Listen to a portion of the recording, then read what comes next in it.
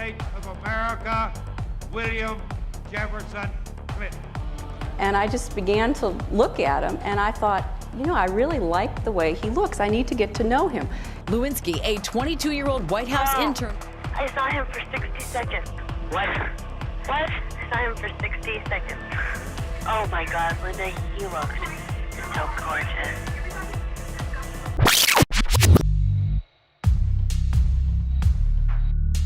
In November 1995, then Speaker of the House, Newt Gingrich, led an effort that resulted in a shutdown of the federal government. The government is partially shutting down because Congress has failed to pass the straightforward legislation necessary to keep the government running. When the government shuts down, only a few members of the government can stay in their offices. The interns were allowed to stay. They were running a skeleton staff at the White House, and Monica Lewinsky, an intern, was the bearer of late-night pizzas to the Oval Office. What Republicans didn't realize was that one of the unintended consequences of their shutdown was that Bill Clinton's world and Monica Lewinsky's world would overlap. My fellow citizens, today we celebrate the mystery of American renewal. He, paid a lot of attention to me. There is nothing wrong with America that cannot be cured by what is right with America. He has her performing oral sex on him as he's talking with two congressmen about sending the troops into battle. We fooled around. I did not have sexual relations with that woman, Miss Lewinsky. I never told anybody to lie, not a single time, never. These allegations are false. Good evening. This afternoon in this room, from this chair, I testified before the Office of Independent Counsel and the grand jury. I answered their questions truthfully, including questions about my private life, questions no American citizen would ever want to answer. Still, I must take complete responsibility for all my actions, both public and private. And that is why I am speaking to you tonight.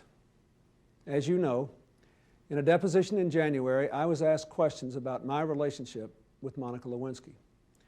While my answers were legally accurate, I did not volunteer information. Indeed, I did have a relationship with Ms. Lewinsky that was not appropriate. In fact, it was wrong. It constituted a critical lapse in judgment and a personal failure on my part for which I am solely and completely responsible. But I told the grand jury today, and I say to you now, that at no time did I ask anyone to lie, to hide or destroy evidence, or to take any other unlawful action. I know that my public comments and my silence about this matter gave a false impression. I misled people, including even my wife.